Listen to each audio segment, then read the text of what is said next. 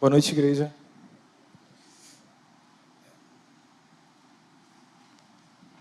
Vocês podem, por favor, abrir a Bíblia em Gálatas 4, do versículo 8 até o 20.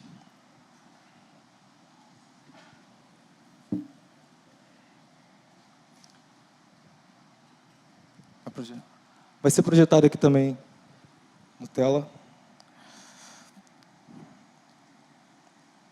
Mas no passado, quando ainda não conheciam a Deus, vocês eram escravos de deuses, que por natureza não são deuses. Mas agora que vocês conhecem a Deus, ou melhor, agora que vocês são conhecidos por Deus, como é que estão voltando outra vez aos rudimentos fracos e pobres, aos quais de novo querem servir como escravos? Vocês guardam dias, meses, tempos e anos. Receio que o meu trabalho por vocês tenha sido em vão. Sejam como eu, porque também eu sou como vocês. Isto é o que lhes peço, irmãos. Vocês não me ofenderam em nada. E vocês sabem que eu lhes preguei o Evangelho a primeira vez por causa de uma enfermidade física. E por mais que a minha enfermidade na carne lhes tenha sido uma provação, vocês não me trataram com desprezo nem desgosto. Pelo contrário, me receberam como anjo de Deus, como o próprio Cristo Jesus. O que aconteceu com a felicidade que vocês tinham? Porque posso dar testemunho de que, se fosse possível, vocês teriam arrancado os próprios olhos para me dar. Será que, por dizer a verdade, me tornei inimigo de vocês? Esses que se mostram tão zelosos em relação a vocês não estão sendo sinceros. O que eles querem é afastar vocês de mim, para que vocês se interessem por eles.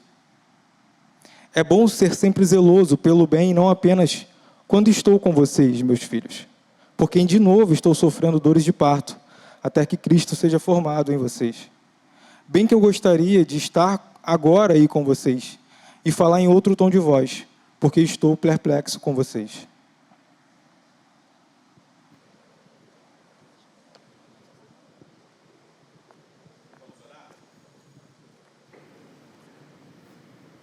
Deus Santo, nós te agradecemos pelo privilégio que temos de ouvir, Senhor Deus, a Tua palavra, de ser alimentado por ela. Que o Senhor abra nossos corações e mentes e que possamos receber aquilo que o Senhor quer falar com a Tua igreja nessa noite. Fala, Senhor Deus, conosco, a começar por mim. Fala, Senhor Deus, com cada um dos irmãos, das irmãs aqui presentes, para que possamos ser edificados e fortalecidos através da Tua voz, através da Tua palavra, Senhor Deus. Esse é o desejo, Senhor Deus, do nosso coração, no nome de Jesus. Amém. Você pode se assentar?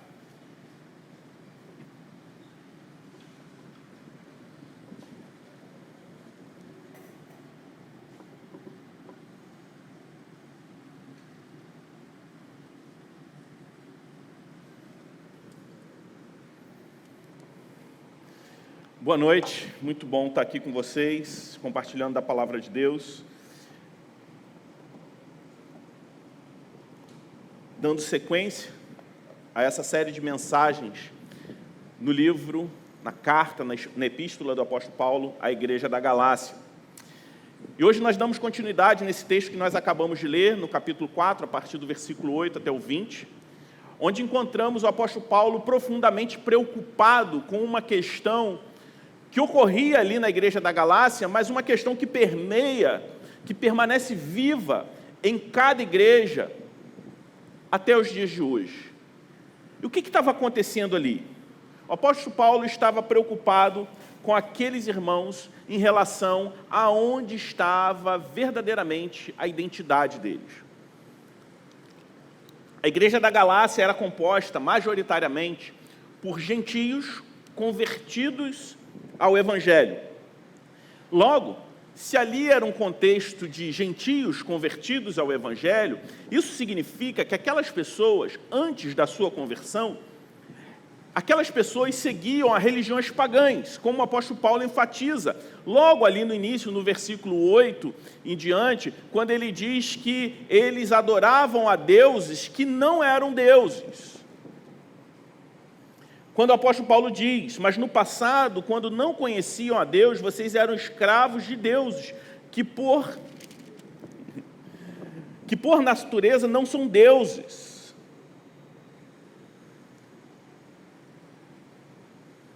E é interessante que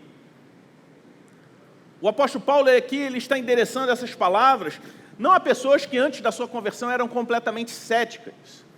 Entendendo o coração do homem, o ceticismo, o ateísmo é uma espécie de religião também, mas vamos levar em consideração como se alguém pudesse ser completamente neutro. O apóstolo Paulo não estava falando a pessoas que eram completamente neutras. Eram pessoas que tinham um passado de seguirem a religiões pagãs, não eram pessoas que no passado eram completamente céticas. E é interessante porque a religião pagã que aqueles homens e mulheres seguiam antes da sua conversão moldava também a sua moralidade. Eram pessoas que tinham a vida marcada por imoralidade, por uma vida licenciosa. Então nós vemos aqui o apóstolo Paulo, ele advertindo aqueles irmãos sobre a condição atual que eles se encontravam, advertindo aqueles irmãos a respeito de uma tentação que eles enfrentavam. E que tentação era essa? Será que aquela realidade, aquela tentação só diz respeito àquelas pessoas? Olhando para o texto e analisando, nós vamos perceber que não. Estamos nós aqui, séculos depois, enfrentando as mesmas batalhas que aqueles irmãos do primeiro século enfrentavam. A nossa busca por identidade, a nossa busca por significado, nos leva frequentemente a nos voltarmos aos deuses, a outros deuses, sejam eles deuses do nosso tempo, ídolos do nosso tempo, deuses modernos, ou até mesmo alguns ídolos religiosos. Como os Gálatas, nós somos tentados a encontrar a nossa verdadeira identidade em realizações pessoais, em aprovação social, em adesão a regras, a padrões culturais, a padrões sociais, a padrões ideológicos. Encontrarmos a nossa identidade em afirmações, em relação a ideias, a debates, a querer ganhar debates, a estar corretos em relação a determinado tema que tem grande importância para nós. Buscamos a nossa identidade em ideologias humanas, por mais que sejam boas, mas nós colocamos a nossa identidade nelas.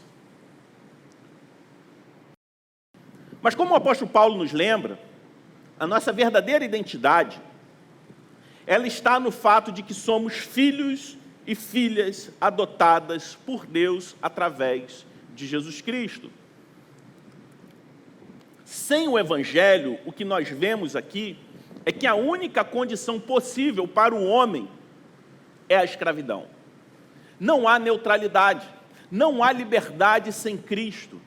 Sem Cristo, o homem é escravo de algo. Seja o pecado, que é óbvio, todos nós, sem Cristo, somos escravos dele, mas também nos escravizamos facilmente por ideais, por ídolos do nosso tempo. Mas o que me chama a atenção nesses versículos aqui, no capítulo 4, é que esse problema, ele facilmente pode se disseminar dentro da própria igreja. Paulo aqui ele não está preocupado e advertindo irmãos que estavam desertando da igreja. Irmãos que estavam abandonando a comunhão, abandonando a igreja da Galácia.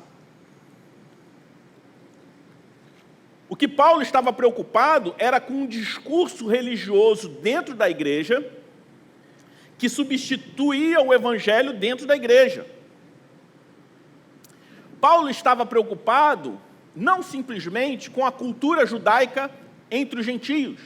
Até porque os judeus convertidos ao Evangelho, eles não mais acreditavam nas leis cerimoniais como meio de redenção, mas não necessariamente eles abandonaram a sua cultura. O que preocupava Paulo era a ênfase que se dava a essas obediências. Um discurso onde a ênfase era muito maior naquilo que se precisava fazer do que a ênfase naquilo que Cristo fez por nós.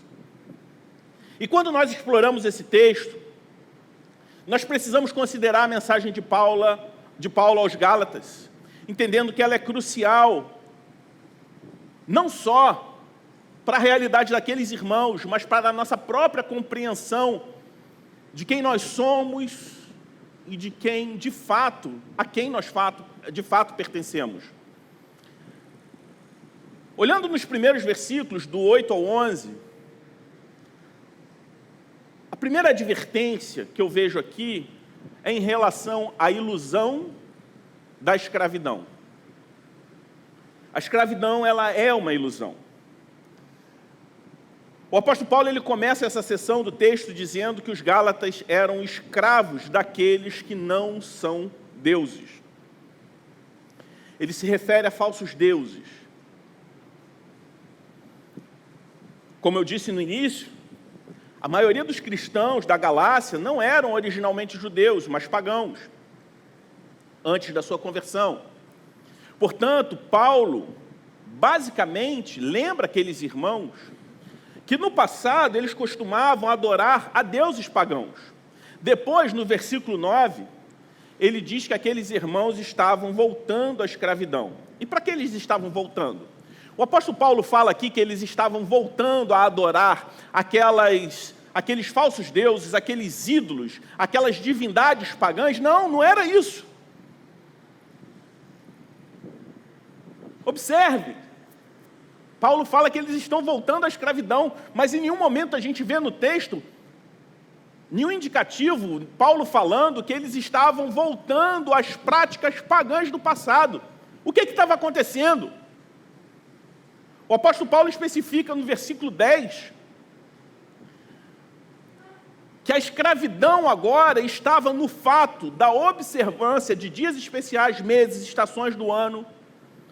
Eles estavam voltando à escravidão, mas aderindo a outras práticas. A lei dos judeus. Quando Paulo fala sobre dias especiais, meses, estações e anos, é uma referência geral a uma ampla gama de festivais judaicos, de eventos, de celebrações. E Paulo não está preocupado simplesmente por uma adesão cultural, mas pela crença de que eles possuíam, assim como aqueles falsos mestres, de que essas coisas possuíam valor espiritual, que essas coisas poderiam pavimentar, essas obras poderiam pavimentar um caminho até Deus, torná-los aceitáveis diante de Deus a partir de uma obediência, de uma observância a essas celebrações. E o que Paulo diz aqui é surpreendente. Ele diz aos Gálatas que eles costumavam eles eram, quando pagãos, eles adoravam a demônios, mas que eles foram libertos pelo Evangelho. Só que agora eles estão se entregando novamente à escravidão, embora eles não estivessem voltando ao paganismo. Você percebeu isso? Paulo está falando sobre aqueles que celebram rituais judaicos como uma maneira de se chegar a Deus. Paulo aqui ele está equiparando as cerimônias judaicas a práticas religiosas pagãs, nas quais os gálatas participavam antes de irem a Cristo.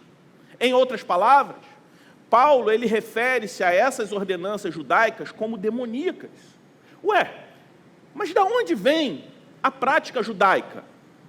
Da própria Bíblia. Foi o próprio Deus que instituiu tudo aquilo. Então não é exatamente o que eles faziam, mas a crença que eles colocavam naquilo. Paulo ele está dizendo que quando se faz o certo com a fé errada, é a mesma coisa do que fazer o que é errado.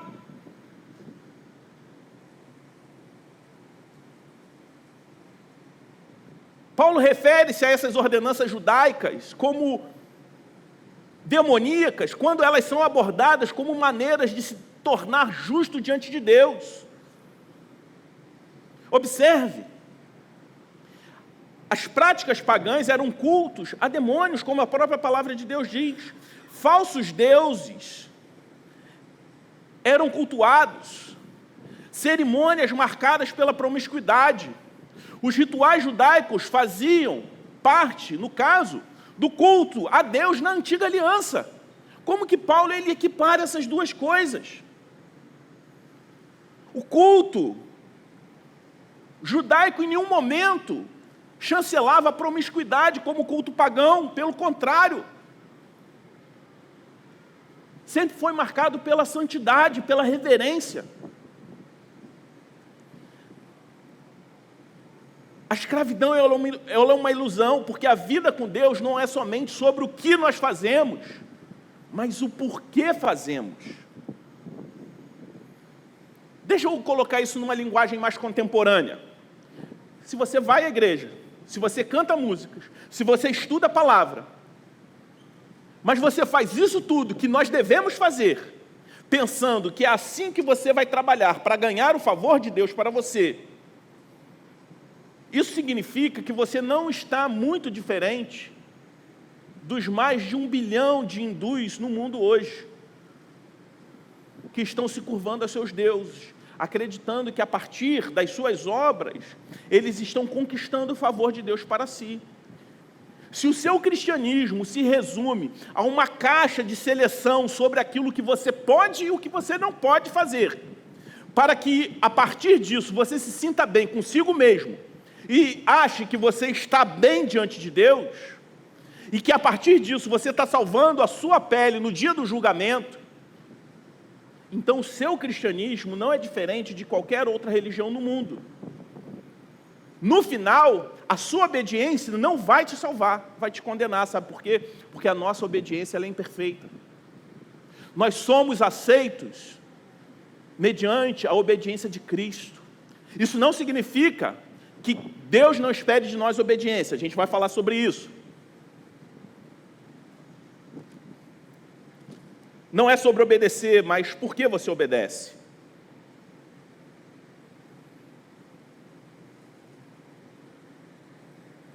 Se o seu cristianismo consiste em escravidão à religião, de forma que você ache que a partir do que você faz você se torna justo diante de Deus, o que Paulo está dizendo é como se você estivesse entregando as religiões pagãs do mundo. Não basta abandonar a idolatria. A conversão muda a forma como a gente se relaciona. Tem gente que sai da idolatria e vem para a igreja e não se converte, porque ela continua se relacionando com Deus como se ele fosse um ídolo, e não ele como seu pai. O cristianismo é radicalmente diferente de todas as outras religiões do mundo, porque ao invés de escravos de uma divindade, nós somos filhos em um relacionamento com Deus. Paulo diz que os Gálatas conhecem Deus. E ele pausa e ele faz uma afirmação linda, maravilhosa, que ele diz, ou melhor, vocês não simplesmente conhecem a Deus, mas vocês são conhecidos por Deus. Ele fala isso lá no versículo 9.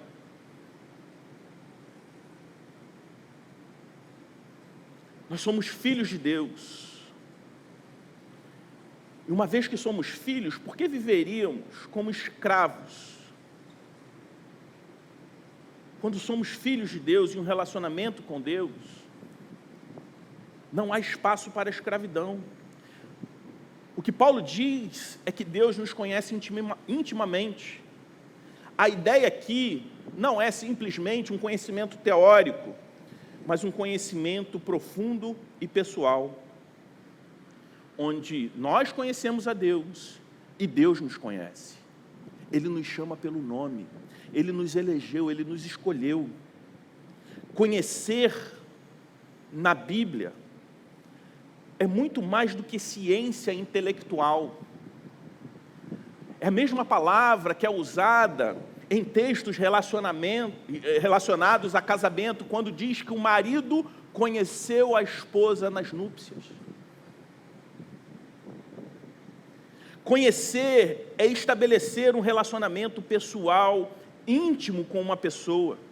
Em 1 Coríntios 8:3 diz, a palavra de Deus diz, o apóstolo Paulo escrevendo, diz que qualquer pessoa que ame a Deus, o faz porque Deus o conhece. Olha que profundo. O nosso conhecimento sobre Deus, ele pode variar por várias razões. Eu conheço ateus que dão um banho de Bíblia a muito crente. Eles conhecem muito sobre Deus. Eu conheço pessoas adeptas a religiões baseadas em obras, que conhecem muito sobre Deus.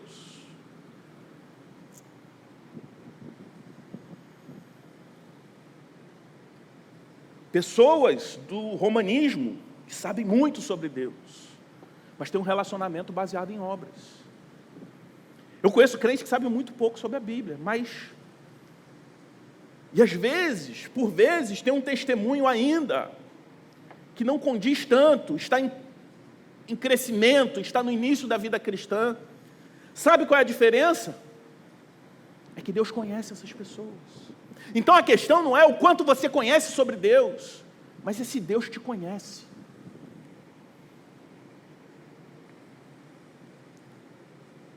O nosso conhecimento sobre Deus pode variar por várias razões. Se a gente baseia o nosso relacionamento com Deus só o quanto a gente conhece dele, ora a gente se sente seguro, ora a gente está inseguro porque a gente sabe mais sobre Deus. Aí a gente está com uma dúvida, a gente está passando um momento difícil, aí o nosso conhecimento com Deus, sobre Deus é limitado, que a gente passa, poxa, mas se Deus é bom, por que o mal existe? E a gente começa a ter as nossas variações de fé, que é natural, porque somos imperfeitos. Aí se a gente baseia o nosso relacionamento com Deus só sobre o nosso conhecimento sobre Ele, a gente está enrolado. Por isso, a base do nosso relacionamento com Deus tem que ser um desejo profundo em conhecer a Deus mais e mais, mas a sólida certeza de que o conhecimento dele em relação a nós é inabalável e profundo. Ele nos conhece mais do que nós nos conhecemos. Ele sabe, Ele conhece os nossos pecados, aqueles que nós praticamos e aqueles que nós idealizamos em nossas mentes e não temos coragem de praticar. Sabe por que nós fabricamos tantos ídolos? Como disse João Calvino, que o coração do homem é uma fábrica de ídolos. Nós fabricamos ídolos por causa da nossa insegurança em relação a sermos ou não aceitos por Deus. E eu estou falando aqui da idolatria presente entre crentes, a tentação ao legalismo, que era o que os nossos irmãos da Galácia enfrentavam e nós enfrentamos também. Porque a gente olha para o nosso conhecimento que nós temos sobre Deus, que varia muitas vezes diante das situações da vida, ou quando a gente acha que sabe muito sobre Deus e a gente começa a estudar mais sobre Ele, a gente vê que a gente não conhece tanto assim. E a gente olha muito para o conhecimento que nós temos em relação a Deus, vê como Ele varia, e deixamos de olhar para o quanto Deus nos conhece em Cristo Jesus. E quando a gente começa a basear esse relacionamento só no quanto a gente conhece sobre Deus, a gente fica aflito. Aí a gente tenta consolidar uma autoimagem positiva sobre nós a partir dos nossos ídolos.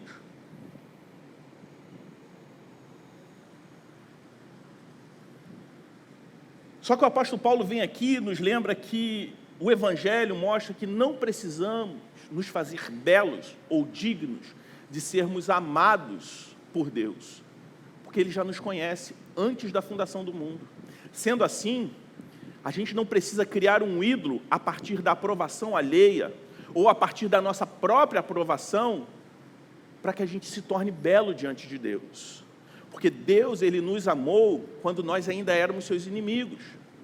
O grande fundamento da certeza cristã não é quanto do nosso coração está voltado para Deus somente, mas o quão inabalável é o coração de Deus em relação a nós.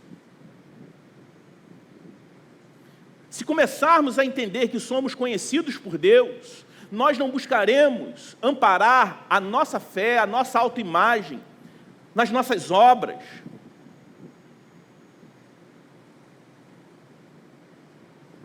Não vamos basear a nossa fé numa ideia de que um dia, quando comparecermos diante de Deus, Ele vai nos aceitar meramente porque fomos bons cidadãos.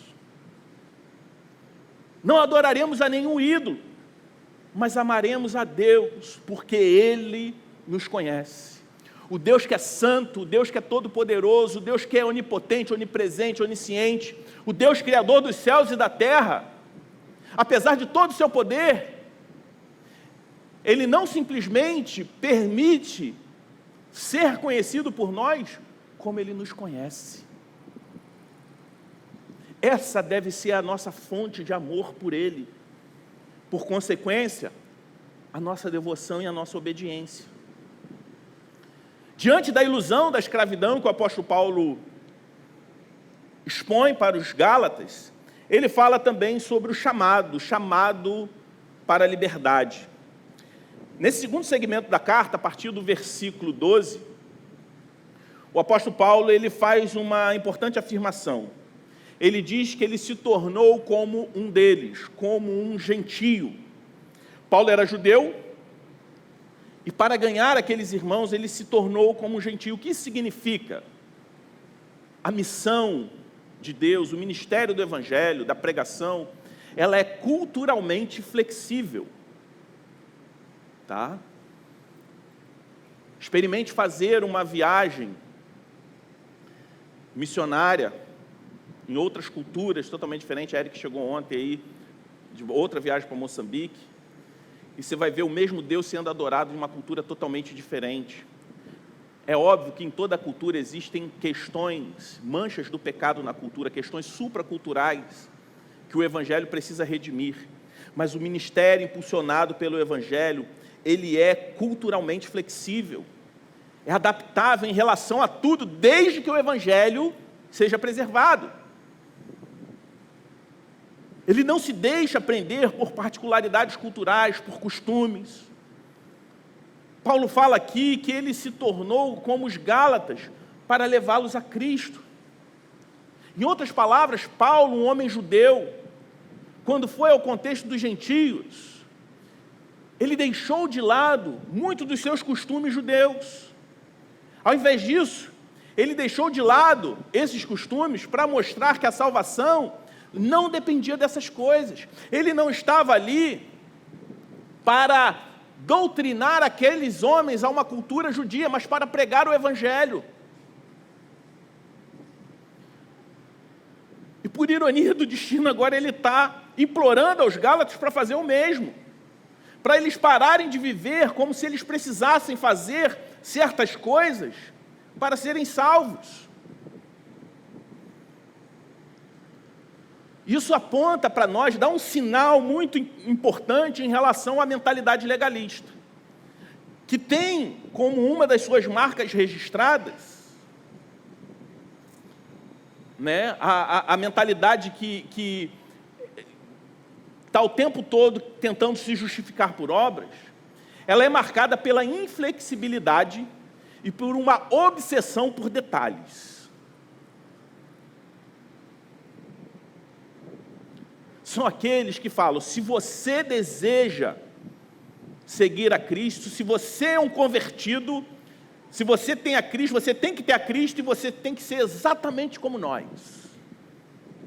Você tem que agir assim, se vestir assado. Eu não estou falando de princípios para atitudes a partir do Evangelho. Não estou falando de princípios para se vestir de forma decente a partir do novo nascimento, mas eu estou falando sobre a obsessão por detalhes, por inflexibilidade, é pegar princípios, criar regras rígidas e colocar aquilo ali como a única coisa que autentique a conversão de alguém. E de preferência, regras que eu tenha facilidade e tenha apreço para obedecer, mesmo que eu ignore uma série de outras coisas que a Bíblia fala.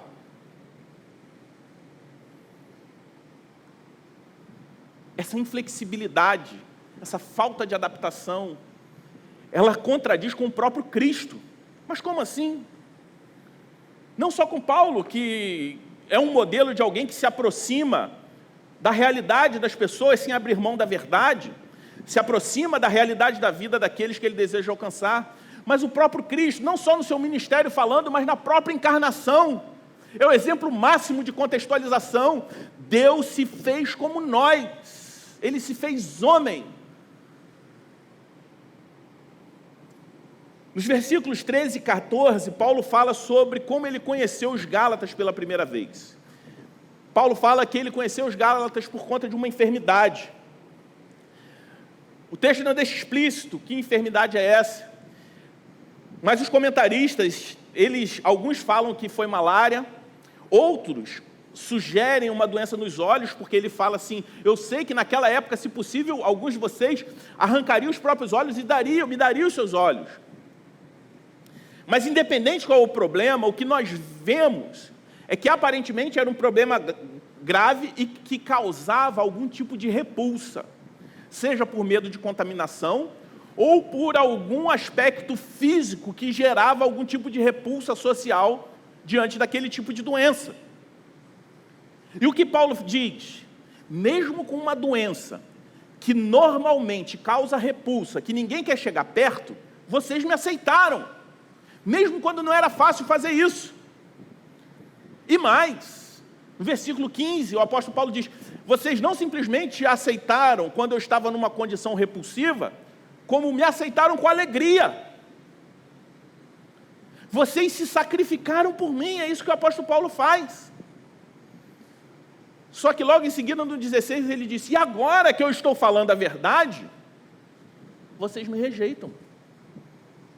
Vocês não me rejeitaram quando eu estava numa condição física rejeitável, mas simplesmente por falar a verdade, vocês estão me rejeitando. Vocês estão virando as costas para mim.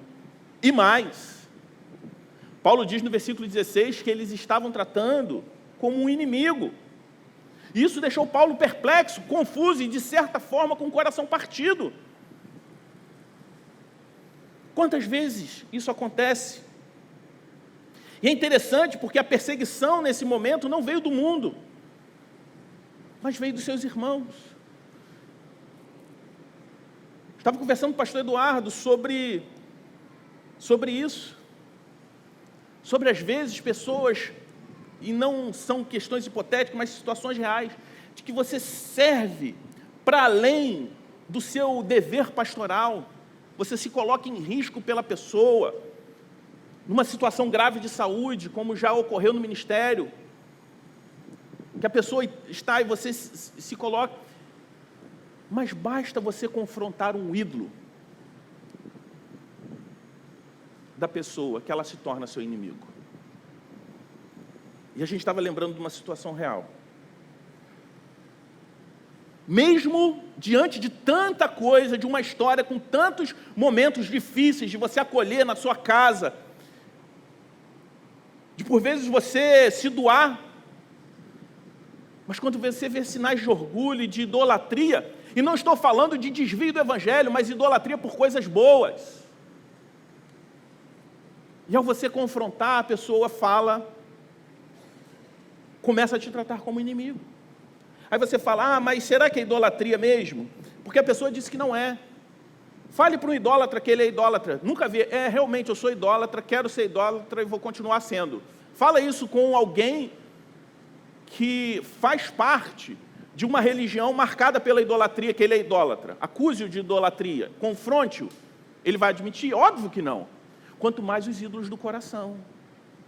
Como eu disse, não é simplesmente fazer coisas erradas, mas a idolatria, por vezes Satanás usa, assim como ele estava agindo ali na igreja da Galácia, é levar a pessoa a fazer a coisa certa com a fé errada, pela motivação errada, achando que aquilo ali ela está construindo uma estrada para se tornar aceitável diante de Deus. O legalismo ele é marcado também pela divisão e nunca pela união. É quando, a partir de determinadas observâncias, determinadas regras, um grupo começa a se achar mais santo do que os demais. Que elas são mais aceitáveis diante de Deus porque fazem determinada coisa.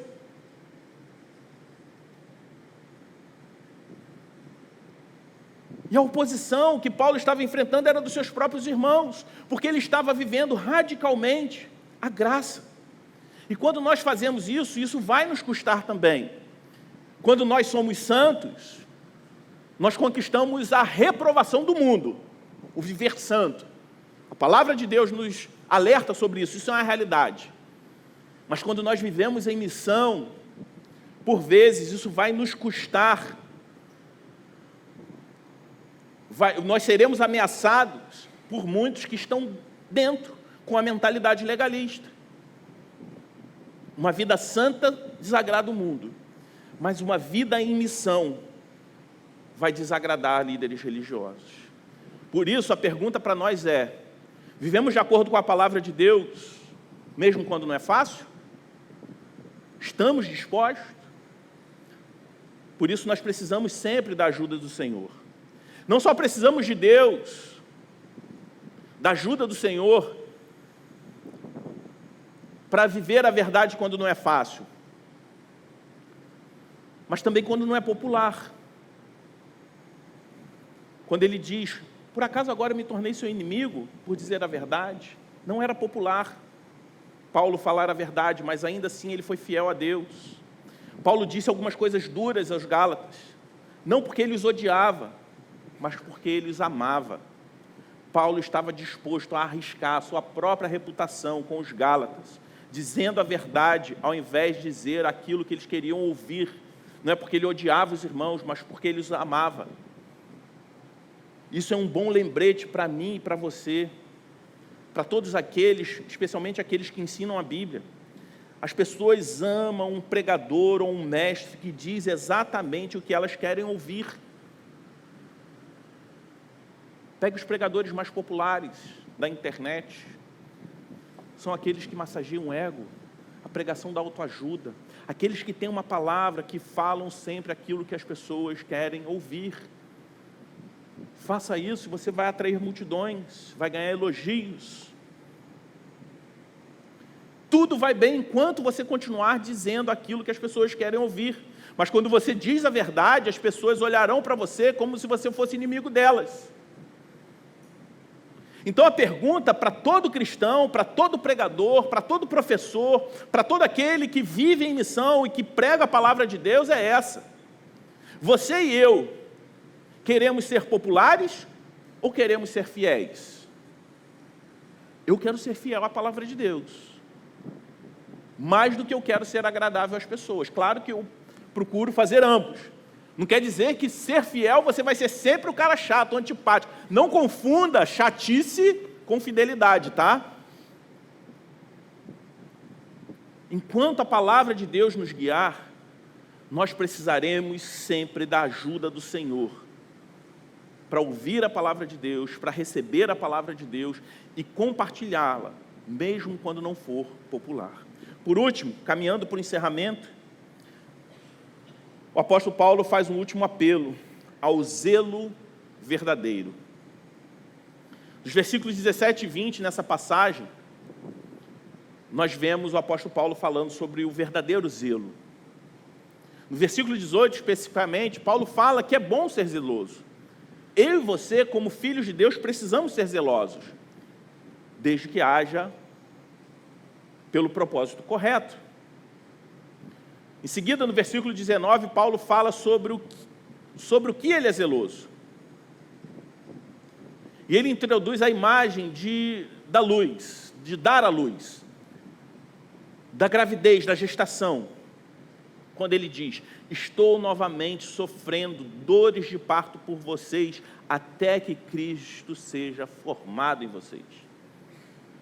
Paulo, nesse segmento, ele adverte aos Gálatas sobre aqueles que demonstram um excesso de zelo, mas cujas intenções são questionáveis.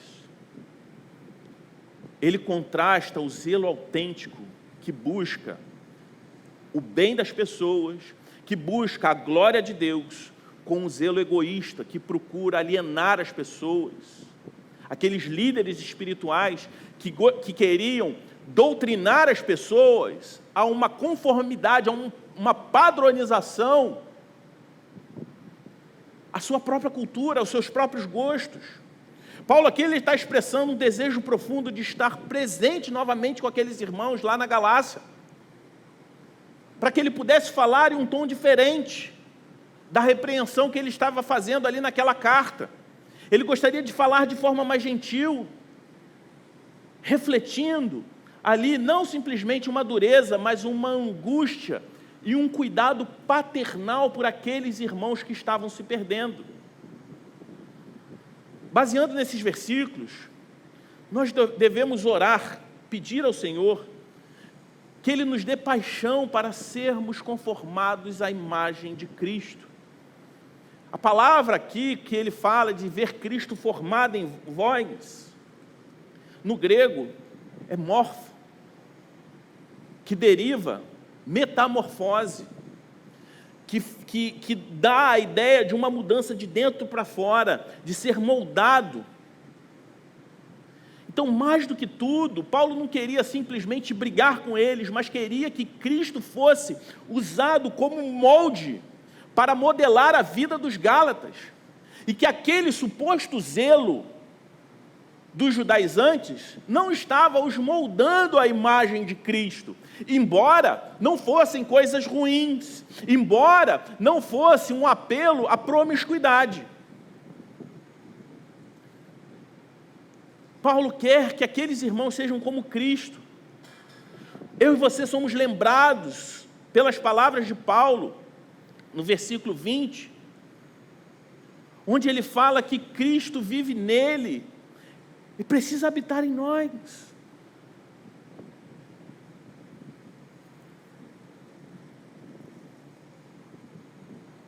Quando Cristo é formado em nós, o que acontece é que a palavra de Deus, ela começa a frutificar nas nossas vidas.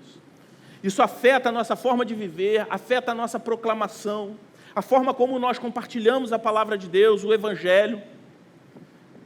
Portanto, a nossa oração é que Deus nos dê a paixão que Paulo tinha em ver os nossos irmãos sendo transformados para a glória de Cristo. A gente pode ver aqui no versículo 19 o coração do apóstolo Paulo nesse ponto. De acordo com Gálatas 4,19, é para isso que ele trabalha e sente dor, é ver Cristo formado em seus irmãos. É o que ele deseja mais do que qualquer outra coisa, como uma mãe que anseia, mesmo através da dor, dar à luz a uma criança. Paulo anseia ver os Gálatas transformados para a glória de Cristo, e não para uma acomodação cultural, uma aceitação religiosa.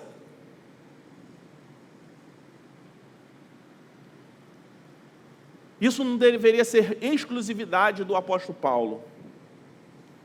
Isso deveria ser o coração de todo discípulo de Jesus. Pastores, todos, não só os pastores. Devemos orar uns pelos outros, ensinar uns aos outros e modelar a vida em Cristo. As nossas vidas é nos alegrarmos em vermos os nossos irmãos crescendo em direção a Cristo. Estamos todos aqui juntos em comunidade de fé, para a glória de Deus, mas pelo bem uns dos outros. A igreja de Cristo, ela deve ser uma comunidade que chora junto, que sofre junto, que também confronta uns aos outros quando necessário, que ora junto, que exorta um ao outro, mas que faz tudo isso porque queremos ver uns aos outros transformados, não a nossa própria imagem, não os nossos próprios gostos, não as nossas práticas individuais, mas a imagem do próprio Cristo. Não uma imagem pré-fabricada do que a nossa cultura diz que devemos parecer, mas sim a imagem de Cristo. É interessante que o apóstolo Paulo diz que ele não vai ficar satisfeito até que isso aconteça. A minha oração, a nossa oração deve ser que o Senhor ele nos ajude a ser um povo que não fica satisfeito até que Cristo seja formado em nós.